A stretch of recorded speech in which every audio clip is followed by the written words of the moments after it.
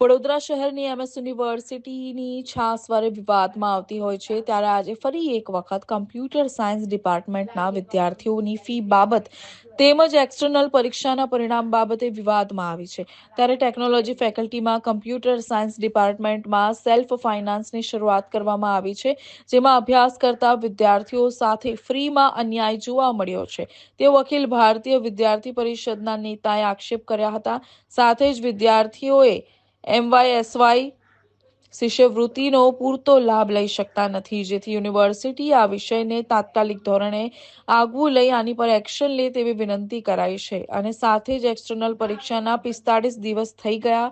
હજુ સુધી પરિણામ નથી આવ્યું જેને લઈને ક્યાંક વિદ્યાર્થીઓ મૂંઝવણમાં મુકાયા છે ત્યારે પ્રથમ વખત એવું જોવા મળ્યું છે કે જ્યાં યુનિવર્સિટીના વાઇસ ચાન્સેલર ધનેશ પટેલ પોતે આવેદનપત્ર લેવા માટે બહાર આવી ઊભા રહ્યા હતા ત્યારે વિદ્યાર્થીઓમાં પણ એક અલગ લાગણી વાઇસ ચાન્સેલર પ્રત્યે જોવા મળી હતી।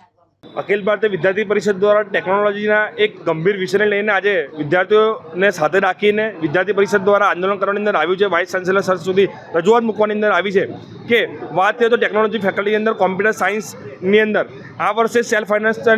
કોર્સની શરૂઆત કરવાની અંદર આવી છે જેની ફી 1 લાખથી પણ વધારે છે। યુનિવર્સિટીની અંદર વિદ્યાર્થીઓનું અહિત થઈ રહ્યું છે પરંતુ યુનિવર્સિટીની આંખ અને કાન બંને બંધ હોય એવું અમને લાગી રહ્યું છે। યુનિવર્સિટીની અંદર જ્યારે આટલો મોટો વિષય હોય પરંતુ યુનિવર્સિટીના સત્તાધીશોને ક્યાંક ને ક્યાંક ધ્યાનમાં આવતો નથી એમને ધ્યાન આપવા માટે વિદ્યાર્થી પરિષદ દ્વારા રજૂઆત કરવાની અંદર આવી છે। વિષય એ છે કે 1 લાખથી પણ વધારે જ્યારે ડિપાર્ટમેન્ટની ફી હોય ત્યારે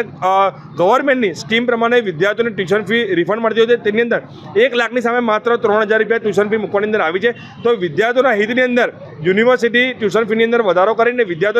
વધારેમાં વધારે વળતર મળે એવી ચિંતા કરે અને ટેકનોલોજી ફેકલ્ટીના અલગ અલગ ડિપાર્ટમેન્ટના કેટલાક રિઝલ્ટ હજુ સુધી 45 દિવસ થઈ ગયા છે પરંતુ રિઝલ્ટ હજુ સુધી ડિક્લેર થયા નથી તો એને વહેલામાં વહેલી તકે ડિક્લેર કરવા માટે વિદ્યાર્થી પરિષદ દ્વારા રજૂઆત કરવાની અંદર આવી છે।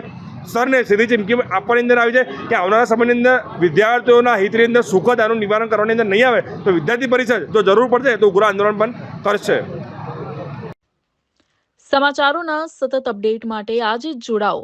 TRC 24 કલાક સાથે। સબસ્ક્રાઇબ કરો અમારી YouTube ચેનલને અને ફોલો કરો